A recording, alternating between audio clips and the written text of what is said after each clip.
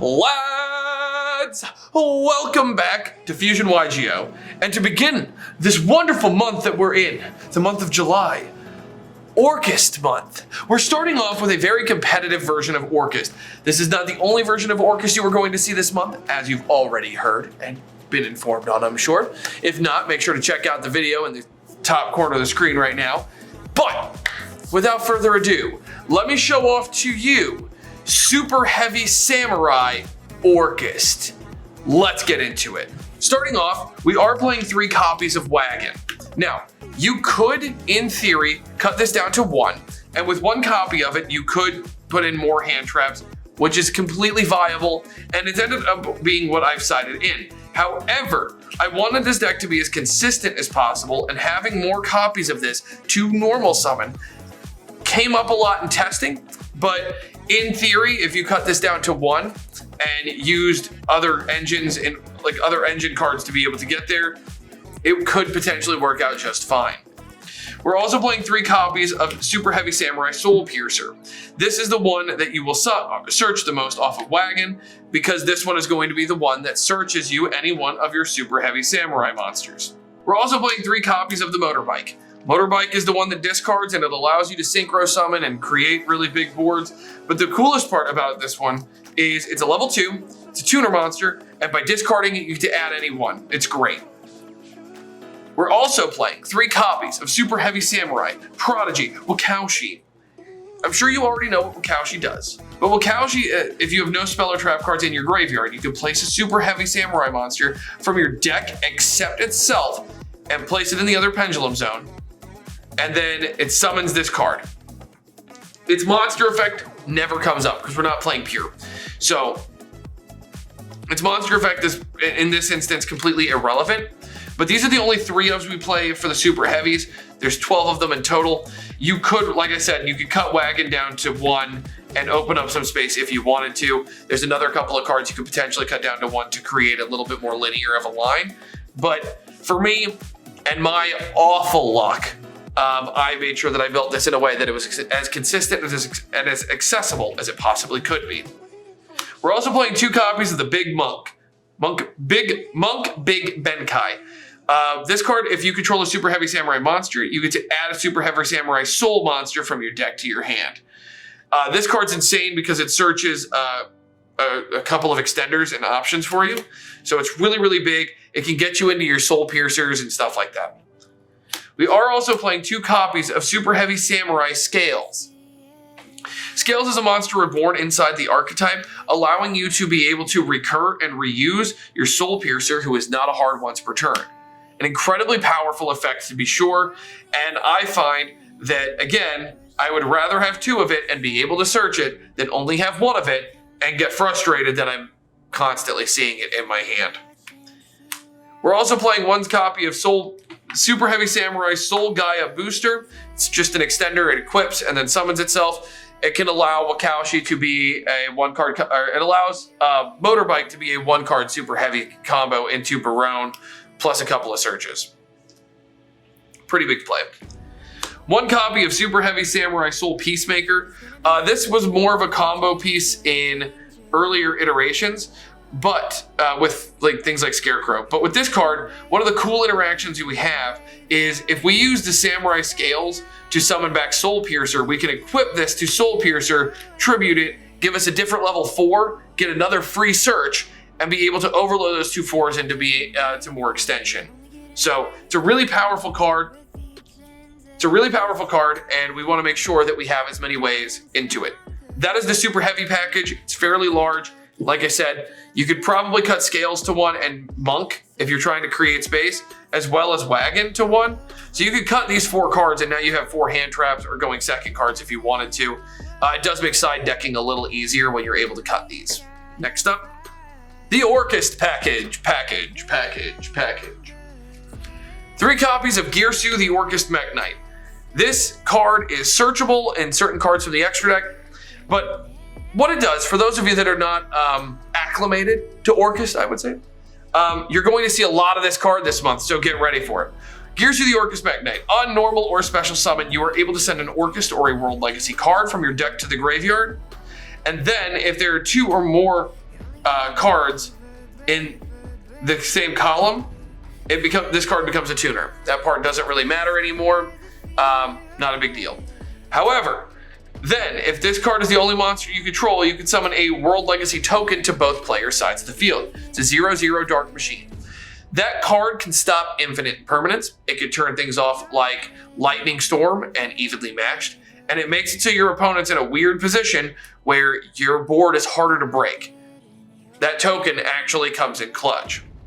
We're also playing one copy of Orcust Nightmare, one copy of Orcust Symbol Skeleton, and World Legacy World Wand. Now, here's what's going on.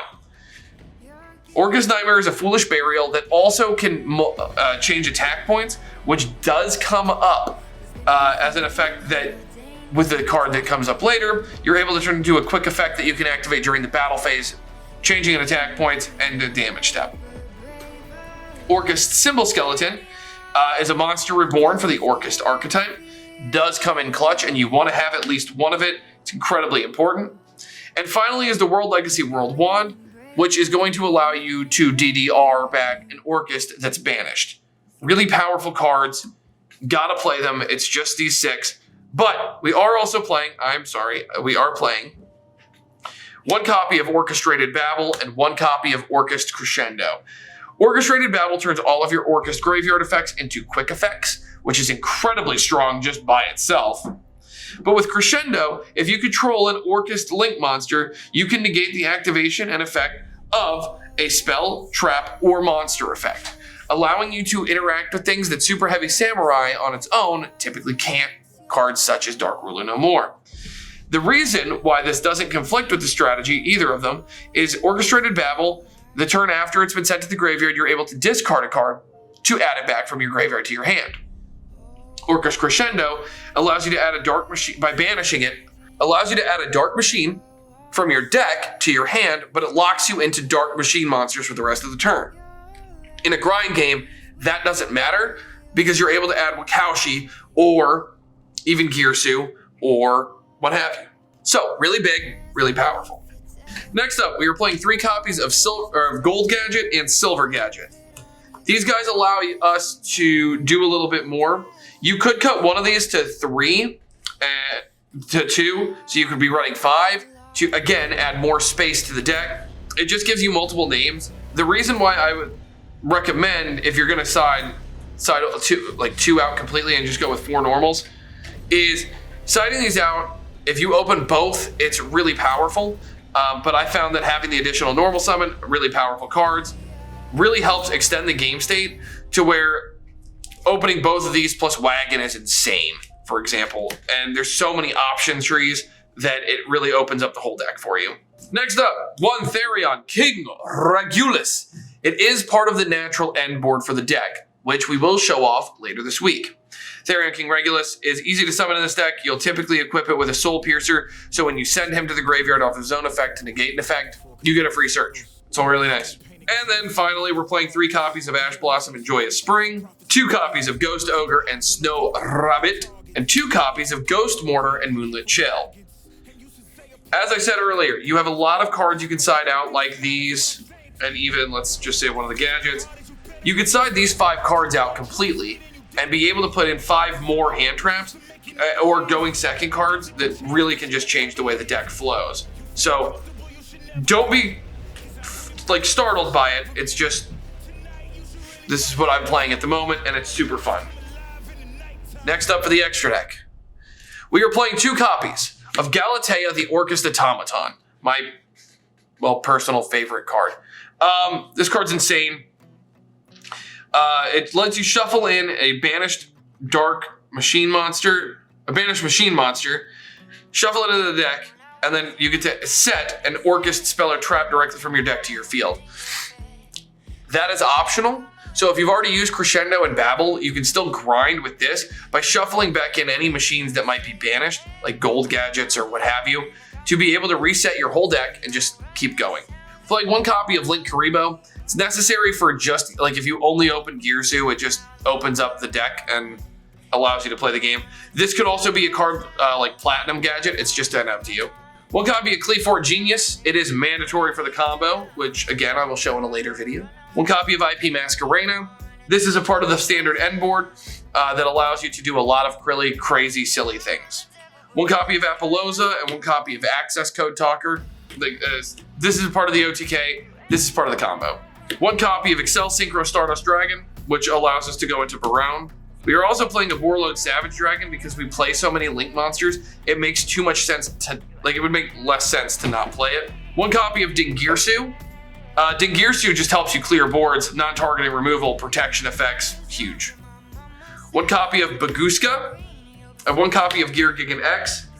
Gear Gigan X is part of the combo in certain situations, and Baguska is just a way to survive. And lastly is Merrymaker and Champion Sargus again, it's part of the combo. But that is gonna do it for Superheavy Samurai Orcust. This is the beginning of Orcust month. The next deck profile shall be up next week, but later this week, we will have the Superheavy Samurai Orcust combo tutorial. It's going to show you a fairly standard hand of things you can expect and walk you through how to do it. One with and one without the Orcust line. The Orcust line is a little bit better, but there's a lot of options. So make sure you stay tuned for that. And until next time, lads, good fun, have luck, and happy Orcust month.